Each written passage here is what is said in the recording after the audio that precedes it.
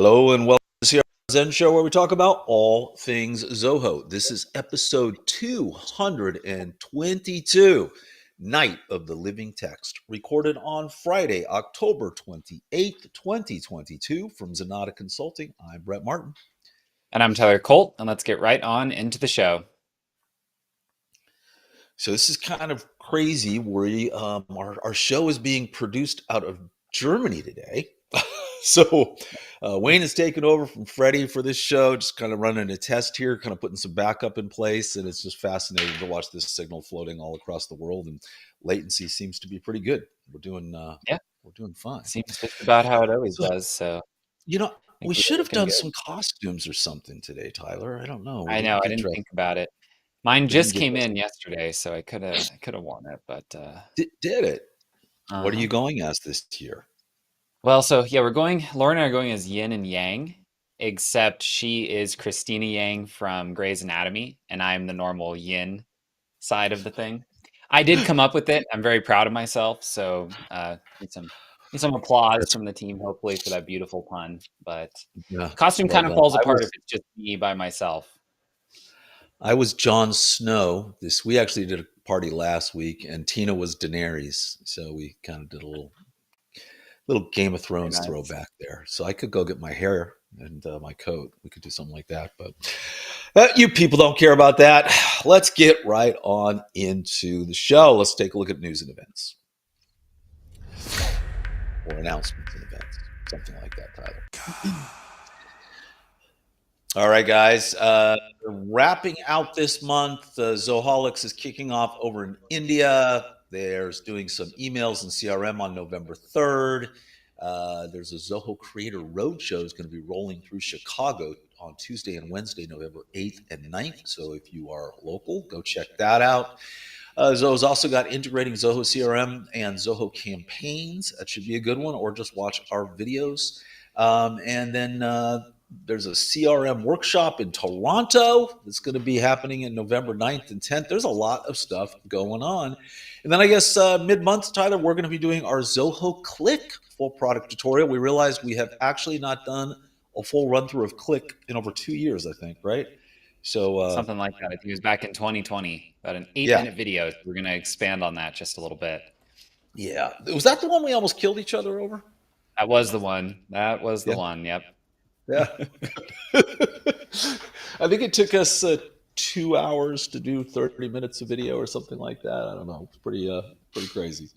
Anyway, all right. So that's the events. As always, if you head over to zenatta.com, that's where you can click on the events, find out everything that's going on in the world of Zoho, not just our webinars, Zoho's webinars, other partners' webinars. Partners, if you're putting on a webinar, send it to us. We'll post it. We'll promote it. We'll drive you to go watch your content. So let us know.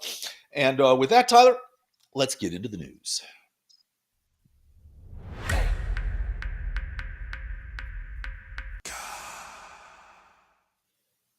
So last week, I think there was something like 15 news stories, and I had to delete 5 or 6 of them just so we could fit everything into an hour and kind of focus. And this week, there's not really a lot of news. So nothing spectacular, nothing earth shattering this week, but we will start with kind of some small enhancements. Um, Zoho has revamped the calendar in the Zoho Mail iOS app. So basically, they made some really nice changes to the calendar. And if you're watching us on YouTube, you can kind of see they've just kind of cleaned it up a bit, and it looks rather nice. There's a lot of little changes here that you might see in other calendars, and they had been missing from this. They've been making a lot of steady improvements on their calendar, both for the desktop as well as for Mhm. mobile. So it's nice to see the team continue to do this. You can manage multiple calendars, multiple accounts. There's just a lot of changes that I think you need to have in your mobile calendar app, and there's a whole new UI, a whole lot of changes. So if you use Zoho Mail and you're using the mobile app for Zoho Mail and use the calendar, I think you're going to be pretty pleased to check this out. So a lot of it Yeah, reminds and me a this is one of little. those ones where, some apps I don't really ever imagine using on my phone, but a calendar app, absolutely, it's got to be up to snuff with, anything you can do on other applications. So nice, clean UI, the ability to add Zoho meeting through the mobile Yep. app is really nice. That's one that I do on my phone with Zoom all the time through Google Calendar. So all in all, nice round of updates. I think it's just a lot of this type of stuff that I think Mail and Calendar kind of need, right? Some more Right. integrations and just some additional improvements to usability like this. So All right, and moving right along with the news, we don't talk about this application very often. It's Control by Zoho. This is basically workflows across various apps and processes, and it is they have a mobile app for it as well. And they made some small changes to the mobile app. You can now have custom fields like phone number, multi-user currency. They're supported in the latest version of Control iOS mobile app. We have never done a Control implementation. Um, we talk about it every time one of these stories comes up. I'd say maybe one day we will, but it's just never ever come up. There just seem to be other ways of getting it done.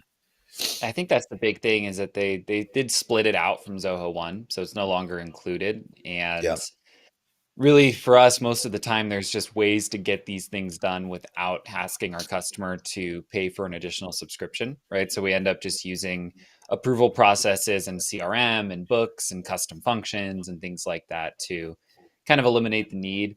It seems like, wasn't it just a couple months back that phone number, like these fields were added to the control like desktop. browser version not long ago? Yeah, the desktop, and now they're here coming to the mobile app. So definitely Yeah. an interesting application.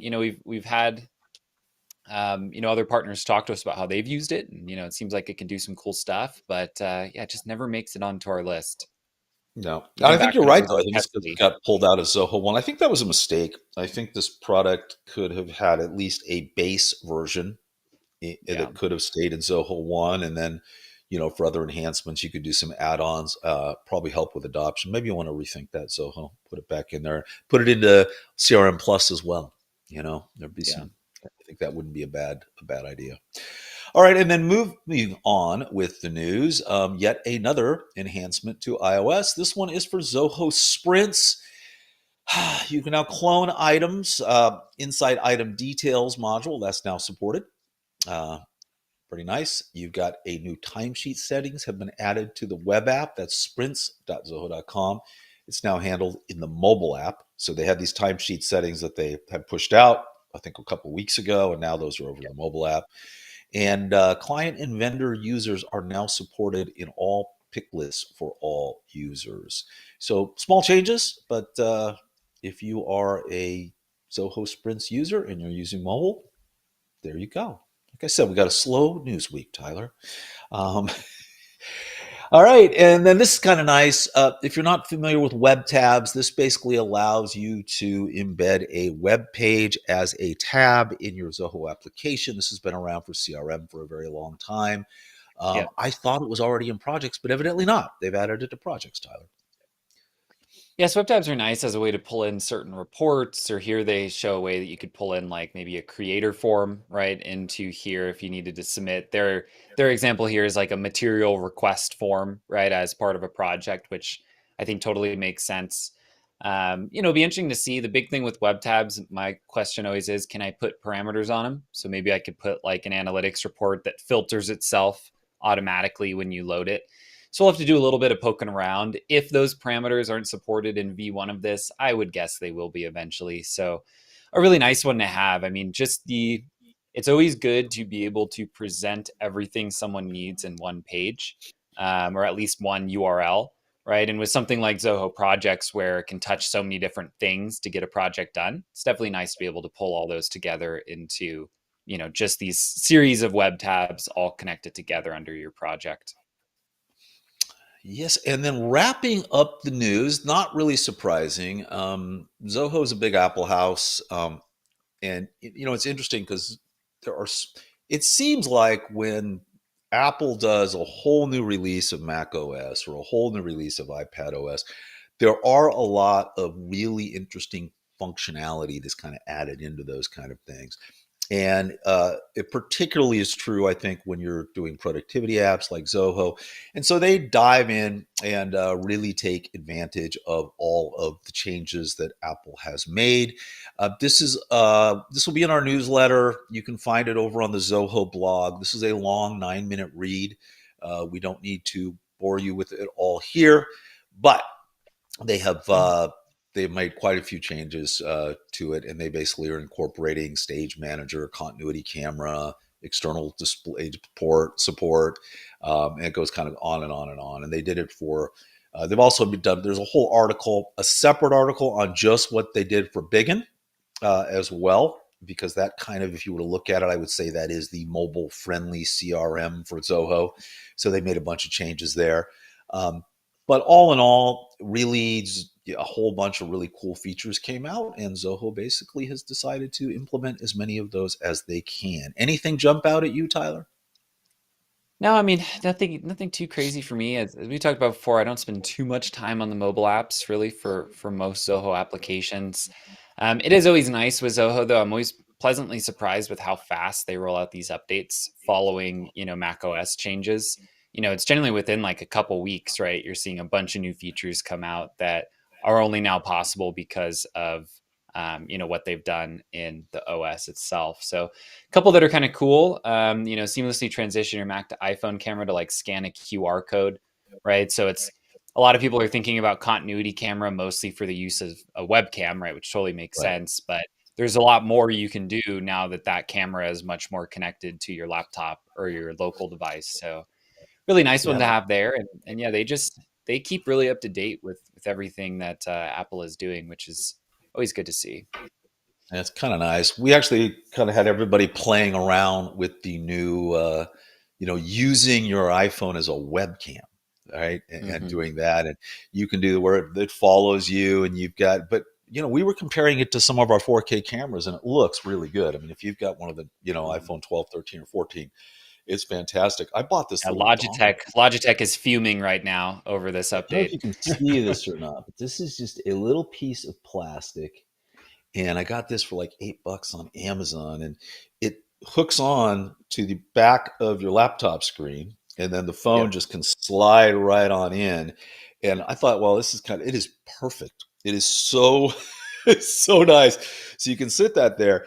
The nice thing about that is you're not, it's funny. Macs just don't have great cameras. It's just kind of one of those things where they're okay, but to get that camera that you have on the with your iPhone, it looks great. It looks great. So when we travel now, sometimes I've had to bring, our 4K cameras and the whole setup and do all of that. That will be completely unnecessary going forward. So anyway, good stuff, Zoho, and adopting stuff for the latest Apple gear. So, and with that, Tyler, we have an extremely cool implementation of the week.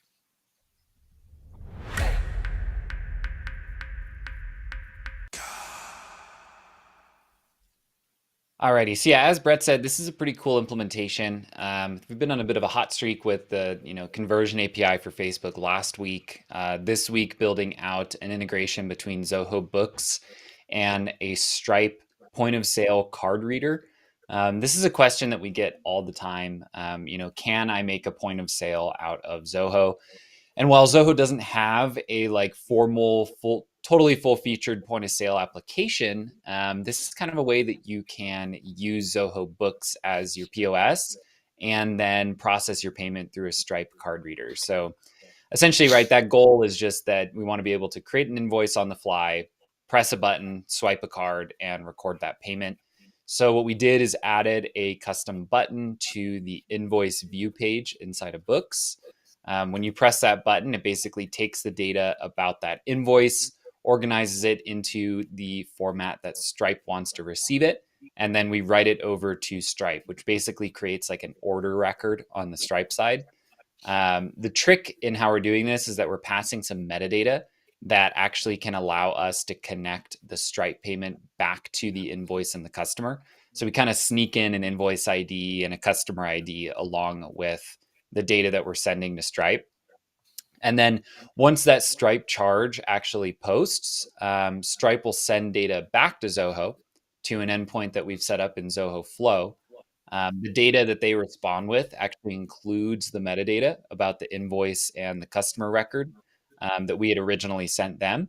And so we're able to take that data, bring it back into Zoho Books, and actually record the payment against that invoice. once the card is read via the Stripe card reader. So definitely a very technical one. When you write it out like this, it sounds easy. It's just, press a button, swipe a card, and, everything connects back. But, when you're working with any types of payment processing data, it just becomes a lot more tricky, a lot more hash encoding, a lot more very particular formatting. So big shout out to Alex on this one for building it out, as well as John and Greg, because I know they were a pretty big piece of defining a lot of this project as well. Yeah, this is a crazy one. There's a lot of use cases for this. I mean, Zoho has talked about releasing Zoho POS, which will be their own point of sale. Uh, uh, I'm assuming it's going to talk to basically generic. I don't think they're going to release hardware, but there's a lot of generic POS hardware out there for credit card readers and those kind of things. And I'm thinking, but they have an icon for it, but it's never been released. And we've had a lot of customers ask about this, and there's really never been a good workaround or any way to make it And happen. this year, like it's not a full POS system. It's not quite like Square, like suggestive cross sells and things like that some people might expect with POS. You wouldn't be able to accept tips through this Right. very easily, but it does give you that ability really where like if I'm on site for something, I want to quickly create an invoice, show it to the customer, press a button, swipe their card. It allows you to Right. do that in person payment recognition without having to like manually key in all of their details every time. Yeah, I mean, historically, you've got a couple ways. You could manually key everything in and run the payment inside of books, or you could send them the invoice, have it open on their phone, click the pay button, put their own credit card information in, and pay the invoice. I mean, look, this does solve a lot of that. At least it's enabling that. I would think we probably want to do this with Square as well, since that's Mhm. another big one that a lot of people Yeah, like to their use. API is just a lot worse than Stripe. Yeah, It yeah. is a lot worse. All right. Fantastic. Great job, Alex. Big shout out there. And I think John worked with him on this as well, right? Yep. John and Greg and Drew John, as Greg, and well. Alex. Nice team effort there. All right. And with that, let's head on over to Club Z and see what's going on over there.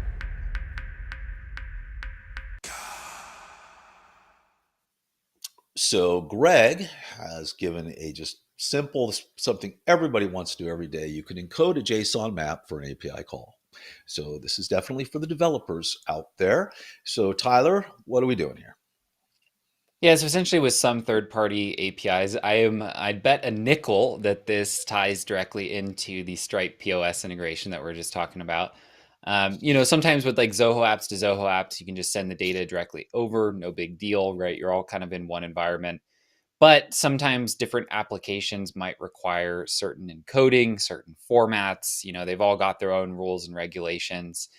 And so here, basically, Greg walks through a way to set up a version of encoding. Everyone's going to do it differently, which is the joy and the pain of being a software developer. But this is like a structure that you can use to set things up to match whatever encoding structure you may need in the third-party API. So again, like you're saying, that's a very nerdy one, not one that you kind of just lift and put in your CRM to make it go faster, but definitely one where if you are a developer and you're planning on doing any third-party integrations, bookmark this page because it's going to save you a whole lot of time and effort trying to get this done independently. All right, good job, Greg. And as always, if you are unfamiliar, Club Zenatta is our online community that we have set up for basically anyone. It is free to join. All we need is your email. And we have our general discussion group, our code share forum, all the questions that we answer at the end of the CRM Zen Show. They are all there. So it's an active community. We love it if you would head over to club.zenatta.com and join in on the fun. We're 500 pushing towards 600 strong right now. We launched this at the beginning of the year. Really happy with the engagement. We're making a lot of changes to the site, so kind of bear with us if you look in and things look a little broken. We're kind of updating it based on a lot of customer suggestions, so it's coming along. But great job, everybody there, and thank you everybody who is participating in our forums. Really, really appreciate everyone. And with that, Tyler, let's get on to our read of the week.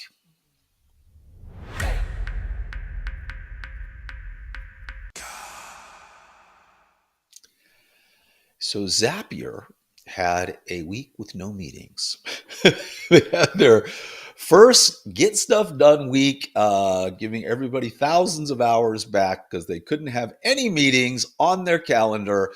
And all they had to do was kind of focus on internal projects and work through those kind of things and just get stuff done and cleared off their calendar. It is an interesting read. It's kind of funny. I was looking at this. We kind of do similar. We do no meeting days, kind of, Yeah. where it's just we'll take a whole day. We're not taking any meetings that day, just to process through internal things. I don't think it would. This will not work for all companies. This Yeah. would not work for us. We could have no meet. I don't think our clients would be happy if we had a no meeting week. But I think this is internal meetings, those kind of things. Basically, it's getting things done. They're calling it getting stuff done, but same type of premise here. So interesting read. Yeah, and I think one thing to keep in mind with this that they highlight at the beginning is, saying no meetings doesn't mean no communication. You can work asynchronously, or as the trendy tech companies call it, async work. So basically, they're saying rather than having a meeting for a project kickoff, whoever the project manager is could open a Slack channel and write everything into that channel that they would have said in the meeting, right? And then people can respond as needed, but you get to just save that 15, 30 minutes of meeting time, right, off of everybody else's calendar. So it's not really about like everyone goes dark and stops talking for a week. But it's really just about, hey, take some of these communications and maybe make them asynchronous. We actually have lots of clients where, we might actually go a month without meeting with them, even though a bunch of things are happening because they're sending us documentation, we're sending them videos back, and things can definitely still move along without meetings. Be a little tough for us to go a whole week, but we do take those little days here and there where we block off our calendar to focus on just getting stuff done. Anyway, nice little blog here over at Zapier, and this kind of ties in. We've had some picks last week about focus, right, and Mm-hmm. kind of tying those kind of things in so you can actually be focused and not be distracted by other apps like your mail and those kind of things. There's so much around productivity. Working from home, there's a lot of distractions. Working in an office, there's a lot of distractions. So, a nice little read there. And with that, let's head over to Zenatta and see what's happening over there.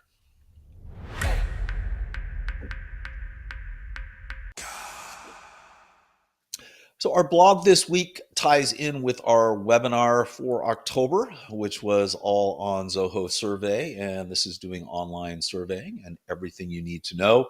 And this is a little breakdown bit by bit, how to send these things out, what to do. I really recommend you can read this. This will give you some great information, but also please check out the webinar we did this month, or I should say Tyler did. I was just there to say hello and, but super thorough. That's the first webinar we've ever done, Tyler, where we had no questions at the end of the webinar. Zero. It was crazy. So Either a good good, sign or a good. really bad one. So I think it was just too thorough. I think you covered every single thing. That's kind of the comments that we're getting at the end of it. So if there was a question, it got answered during that webinar. Also, we want to give a shout out to CC3 Solutions. They were kind enough to do a nice little case study for us and say a lot of kind words. This is a kind of a classic one because it's really CRM, desk, analytics reporting, just the basic blocking and tackling that every kind of company needs.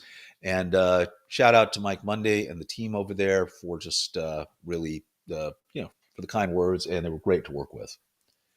yeah, absolutely. And a shout out for Jordan, who is their primary consultant, working with these guys for a long time now. So, big shout out to Jordan and the team for moving them on forward. I love the quote that he uses in here about if you go down to the bottom there.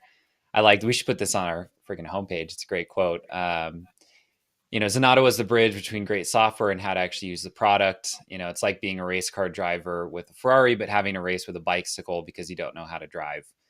So Jordan showed him how to drive, and then he's also the pit crew. So yeah, big shout out to Mike. Thanks for the kind words. We really appreciate it, and we look forward to keeping the ball rolling. And if you are not aware, there are a lot of resources for you over at Zenatta. You can always check if you go to the Zen Show. You can all of the show notes from all of our shows, all 222, are archived there. You can also listen to the recordings or watch the recordings on YouTube. our resource library, we don't talk about it enough, I think, but this is a constant evolution. This is where we track what happens with every single Zoho application, all of our uh, every video, every article, everything we've written about it. Everything is there.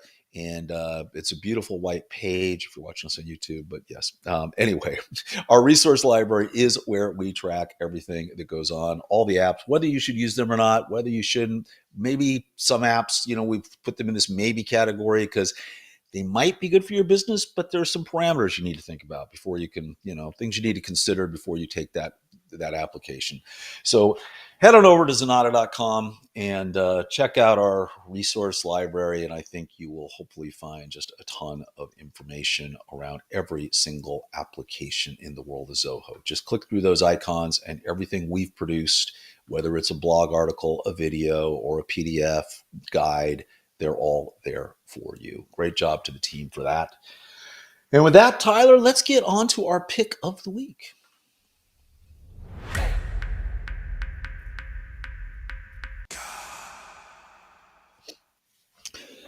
So this is, I guess, this is a Mac show. Zoho made all their changes for Mac and iOS.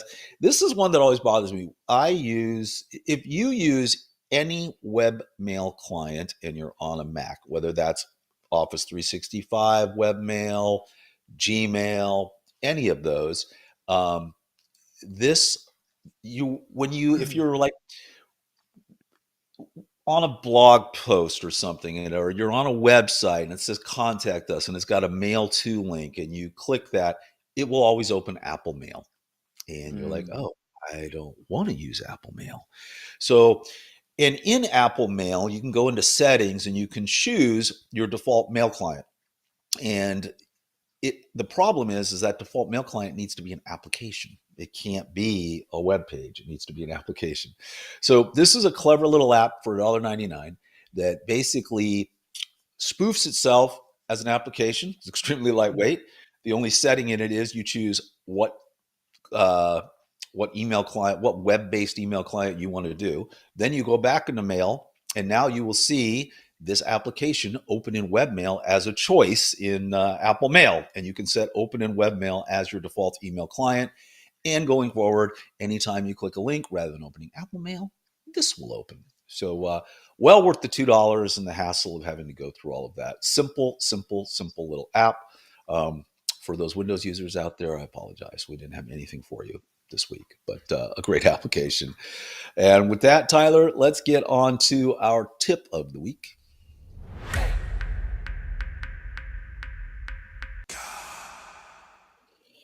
So what do you got, Tyler?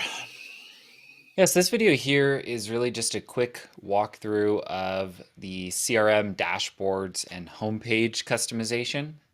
So we get a lot of questions about this with clients and with people kind of just watching and viewing our stuff on YouTube, which is like, how do I actually get this homepage set up? Because it's not really obvious, So I started the video talking through just like how to configure the homepage, highlighting you get one per role, you can pull from custom views, and you can pull from dashboards.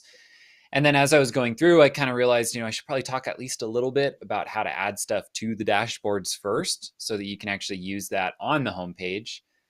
So I kind of dovetailed it into a quick run through of the dashboards, how to create some of the common ones that we do all the time. Of course, like really heavy duty reporting, you're going to want to go to Zoho Analytics. But a lot of people might want just a quick total on the top of a sales rep's page. How many calls have you placed today? What's your funnel look like? How many leads do you have? How many converted? And so I went through building out some of those like initial report options that we do, day in and day out for people. So it should be a pretty helpful video, kind of connecting the one we did last week or maybe the week before about the CRM reports. This is kind of the other side of that coin in terms of making things a little bit more visual for you users. Super nice. You end up going on for your quick little video turned into a 20-minute tutorial. It's been happening a lot lately. Yeah, when we did survey, you said there's no way it's going to take more than 30 minutes. And then, 55 minutes later, you kind of gone through it all. Getting long-winded in my old age. It's a problem.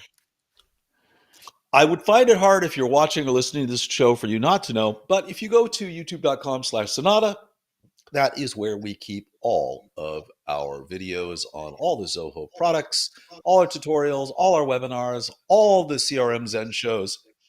It's all there for you. So please subscribe to our channel. It helps us know who's listening, who's not, what's going on. So, man, we are rapid. We just clipped 7,000 subscribers last week, and we're already got another 170. We're on rapid pace here. So, I want to thank everybody for subscribing to our YouTube channel. We really appreciate you, and we're thank you for all the kind words that we get. It does mean a lot to us. And with that, Tyler, let's get to our Q&A.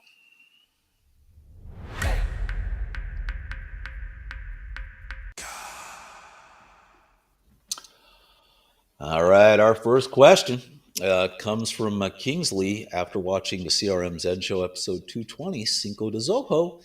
He asks, how do I get rid of the lead module? Kingsley, it's really, really simple. If you're in the CRM, you can just click on setup, click on modules, and then in the upper right hand corner, you're going to see organize modules. And if you click on that, it's going to give you a list of all the modules. And you can just uncheck it, and it's gone. It won't show up anywhere.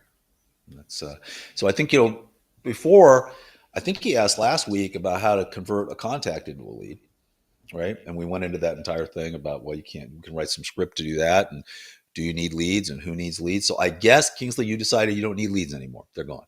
So if that's the case, that's how you can get rid of the leads module. Next question. All right.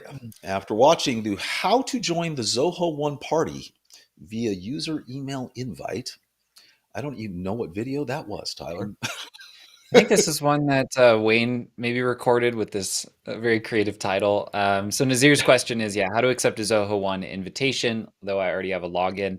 It's kind of tricky. If you are, there's a lot, it's a big decision tree, basically. If you already have some of your own applications, you might need to close your existing account to accept an invite to a new one. If a lot of them are just in trials, you could probably accept the invite and then close out your trial accounts. But it does get tricky. You can really only have one Zoho login per email address. So once you get added to somebody's Zoho One account, it's kind of assuming that that's how you're going to be using Zoho going forward. One thing you could do is if you wanted to keep your existing stuff, like an example would be, like Brett, I know you used to use Zoho Books for your personal accounting. And maybe you could always like spin up a new email, use that one for your old account that you want to keep, unassociate the one that you received the new invite on, and then use it that way. You can kind of like step by step change out your email address. So it just gets really specific into like, exactly how you want it to work, but you can likely get there one way or the other. All righty. And then Justin, after watching Zoho Desk, how to get tickets into Zoho Desk tutorial 2021. Tyler, he's talking here about email. The email comes in. That can then create a new contact. It can make things rather messy. And is there a way to parse that out so you're kind of just adding that to an existing contact? Yeah, because Desk, when Desk receives an email, it wants to associate it to a contact. And so if I were to email Justin's support address, it doesn't know who I am. So it might just make a contact called Tyler, because that's what's on the left of my email address. We've seen that happen before. And really what you're wanting to do is like read through the content of the ticket and update that contact with the proper information. So that once it syncs over to CRM, it has a first, it has last. Justin, you can do this. You can run a custom function when a ticket is created that actually reads the content of the email. It works really similar to like an email parser, where if you're getting if the content always says, like first name : Tyler, last name : Colt, then you can probably teach a function to pull that data out pretty consistently. If it's only like down in a signature line and it's not like a form email, it gets a lot more complicated, where you'd almost be introducing more issues by trying to automate it and write that data than by just building a manual process to review it. Yeah, so long story short, if you're getting form style emails that are the same every time, you can very likely do it. We've done similar things internally. But if they're totally, if the content and format of the email could be all over the place, then it's it's going to just be really dangerous to try to automatically pull info out. Alrighty, and another question from YouTube, from Fennel Meta. He's talking to you, Tyler. He watched the Zoho Sales IQ Zobot, and he wants to know the problem he's facing is that if a visitor wants to connect to the operator, but if the operator declines the request, then the Zobot does not display the message where we mentioned that the operator is busy. Yep. Is there a Yeah, so workaround? this is tricky, right? There's not really a great workaround. What Fennel is, it's a really good question and one that you should forward on to Zoho as well, is inside of Sales IQ, you can set like a templated response that goes back to someone trying to chat if the operator declines or is busy. It's a nice feature to have so that if Brett tries to chat me and I decline, he doesn't just go into limbo. He gets a response saying, hey, leave your email, we'll get back in touch. When it's forwarded via a Zobot and they do not pick up, the Zobot and the Sales IQ chat never formally close out. Like it doesn't transfer out of the Zobot flow until someone picks it up. So they don't receive this busy notification. To my knowledge, unless someone in the chat or someone on our team messages me and tells me otherwise, I don't think there's a fix for this. You might be able to add to your Zobot flow some type of like delay and then check if it ever got picked up. But it's unfortunately not something that's easy to solve for. All righty. And Artemidi, after watching Zoho campaigns, configuring email opt-out sync for CRM, basically saying here, I have defined custom fields as described, and I've added them to the CRM layout. Renelle asked about whether it should be turned on, and you said yes. I'm inferring from this that it is already on, i.e. active usable. What needs to be done to turn it on? Thanks again. I'm not Basically, sure what part you're talking about here because it's kind of step by step in yeah, that video. when you remap the field, there's like a little active or inactive thing in the top right. Just flip that over to active because you want it to write to CRM so that they unsubscribe from marketing. You just want to change where it's writing to. So it's not going to that email opt out. So there should be one of those little sliders, right? Left will be gray, right will be green. You also want to make sure that that's turned on so that you get those pings over to CRM. Don't you hate it when you get those sliders and you can't tell what's on or off because of the color Yeah. choices they made? You know what Yep. I'm talking about? All right. Also, over on YouTube, after How to Create a Survey 2022, Health Direct Pharmacy Services is asking, what field type would you use, recommend in the contacts module to house the responses to a matrix choice? One answer field in an integrated survey. The survey matrix choice includes 5 rows and 5 columns. I'd guess, and we'll test a multi-line field. Then will the matrix choice populate correctly when the survey is sent? Again, it's a biannual survey. We're talking about this offline, Tyler. Do you think probably the best way to handle this is with a little deluge to? Yeah, it's a really good question. There isn't like a matrix field option natively within CRM. It might actually pass through a multi-select list of the various options. Honestly, what I would look at doing is I would integrate this to CRM, probably using a custom function. I would probably set up, let's say you had 5 rows. I might use like, again, it really just depends on what you're asking the question, but I might have 5 drop down fields, one for each of the rows, and then use a custom function to parse it back out into those data. I don't think, though, again, unless someone on their team tells me I'm wrong here, I don't know that you would really be able to pre populate those options because it's just, there's not like a matching data type in the CRM to one of the matrix fields.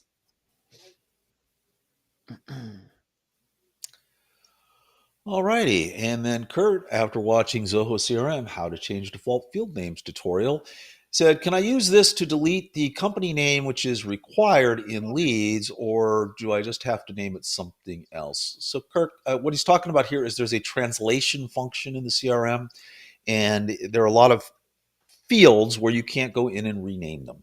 The name is set in Zoho, and you basically can go into Translate, and you can download this long, long text file, search for what you're looking for, change the name there, upload it to update your CRM, and it will rename that field.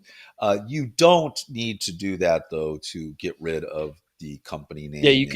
you can just remove it. You just have to Yeah. make it unrequired, and then you can just remove it. It's under settings, modules and fields, leads. And then, yeah, you can just remove that field if you're not using it. But by the way, that is a lot of people ask that question. That tutorial's been around a long Yeah. time. And I guess as a follow-up to that is if you don't want to track company, don't just rename it and use it for something else, because when you convert your leads, no matter what that field is called, it's going to create an account on the data. So if you don't want to use company, remove it. Don't rename it something else and use it outside of its suggested, just because it's like pre-baked into the lead conversion. Yep. All right, and then Raina's asking a question over in Club Zenatta about syncing between Zoho CRM Calendar with her Google Calendar.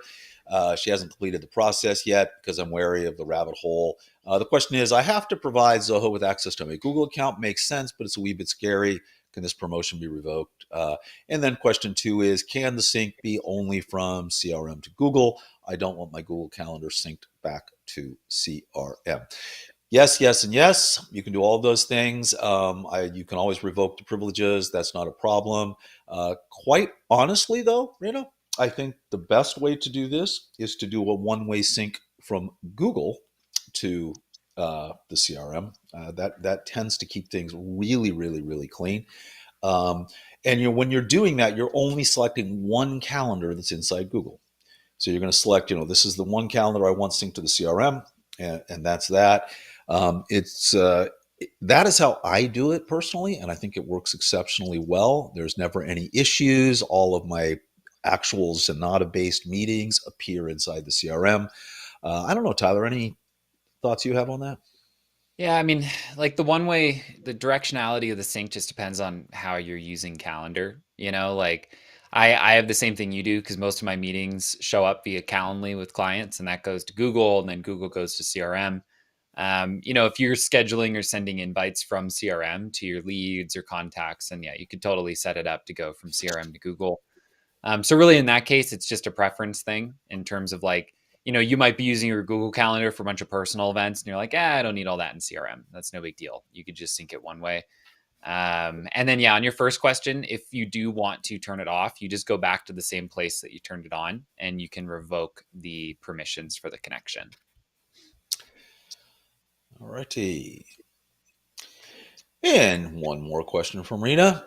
Follow up to the question asked on CRM Zen Show at 10 on 1021. We are currently using Constant Contact, but when we move everyone into CRM, it will be much easier to use campaigns. It was mentioned that you need to have your contacts re-opt by providing a link on the opt-in form in campaigns. Is this the standard URL? You actually don't have to have them re-opt in. You can set that default that they're opt-in, since you're just basically moving them from one campaign to another. But I guess to answer that question, the link you would get for opt-in is going to be inside campaigns, yeah?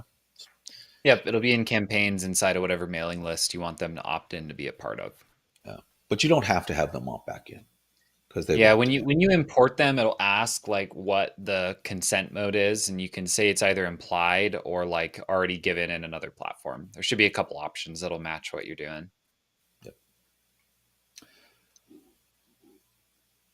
All right. And then this was an email I got this morning from Amber Cooper. This is interesting, Tyler. We've been having a lot of conversation about this, so I thought I'd put it in here. But the crux of this is she recently ported her Twilio numbers to Ring Central, and then she's using Matt Kakuk's application, Multi-User Ring Central SMS Messaging, which is a great little application for Ring Central that works with CRM.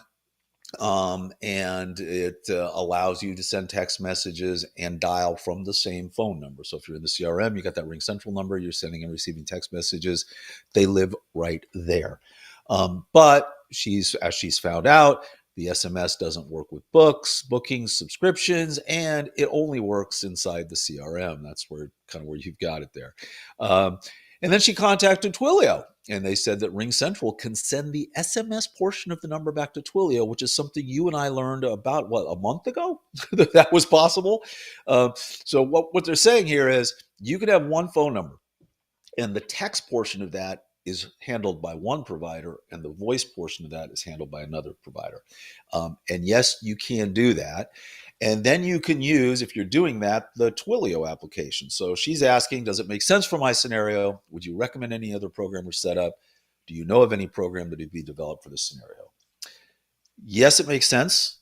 If that's how you want to do it, I would say you can use Message Media. You can send it over to Twilio. You can use Message Media, and you can have Ring Central for voice, and then the Ring Central, that's going to work across everything. Yeah. Would you recommend it? There is really no other way to do it right now.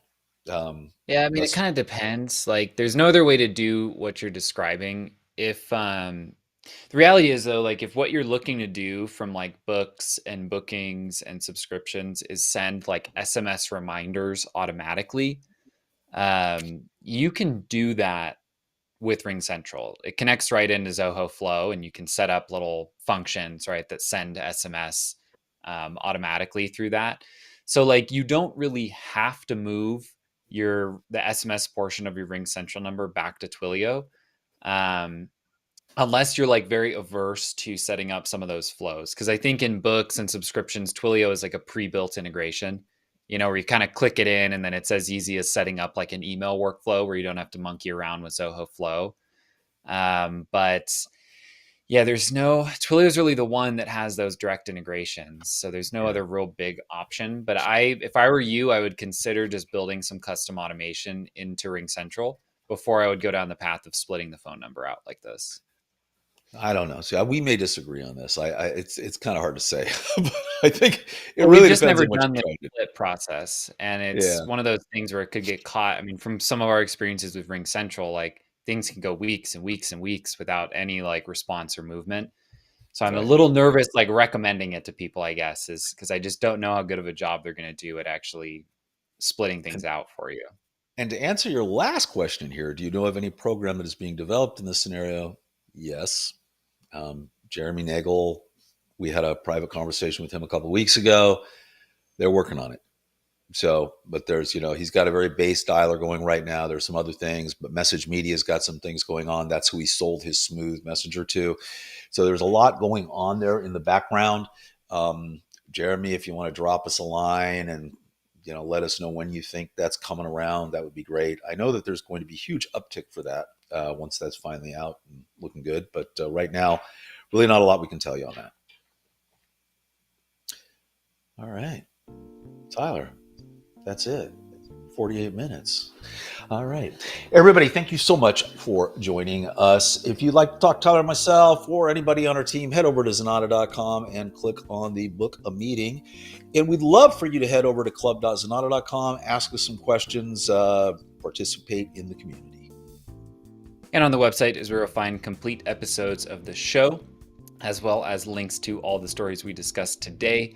We'd love if you would follow us on your favorite social media platform and subscribe to us here on YouTube, as well as your choice podcast app.